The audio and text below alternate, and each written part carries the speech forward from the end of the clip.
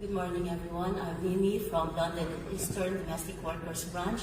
First time in the conference in First Spain. The very first ever domestic workers branch in trade union globally. I stand with all my heart in support of the motion for workers on seasonal or temporary work visas. As a domestic worker living under a restrictive visa and a survivor of trafficking, I am not speaking from theory.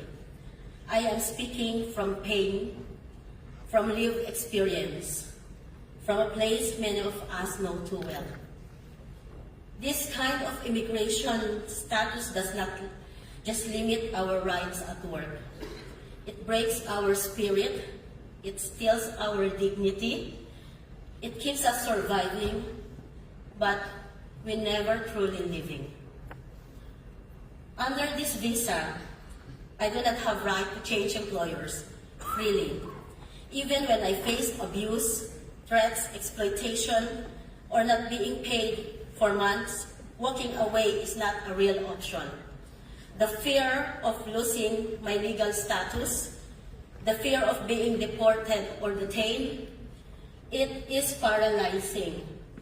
So we stay, we endure, we are silenced, not by choice, but by the system.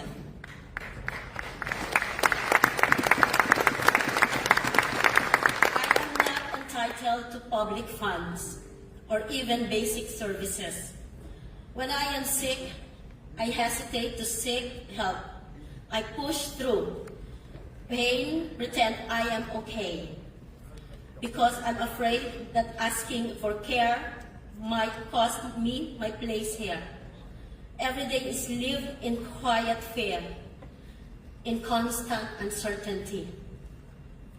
I am separated from my children, from my family for many years. I left to give them a better life. But in doing so, I miss their childhoods, their birthdays, their first steps, their tears. We are mothers, we are sisters, we are daughters, yet we are denied the right to be with the people we love most. This kind of loneliness is unbearable. It breaks hearts and it breaks families. I am excluded from so many of the rights and protections others take for granted. And yet, like thousands of others, I work tirelessly, caring for your children, your elderly parents, your homes. We give care with compassion, yet we are treated as if we are invisible, as if we are disposable.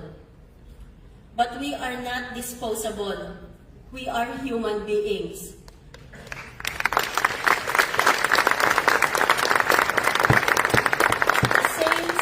The same broken system that cages domestic workers also harms seasonal and temporary workers in farms, care homes, restaurants, and hotels. These visa routes may serve the economy, but they leave workers exposed, voiceless, and expendable. This must end. We need immigration policies that protect people, not punish them. We need systems that value humanity more than profit. No one should be forced to choose between abuse and deportation. No worker should live in fear simply because they came to work. We deserve to be safe. We deserve to be seen.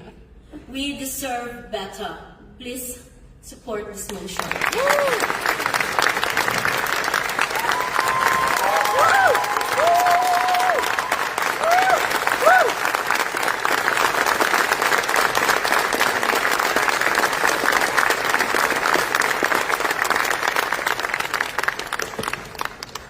Does the mover of motion 21 wish to exercise their right to reply?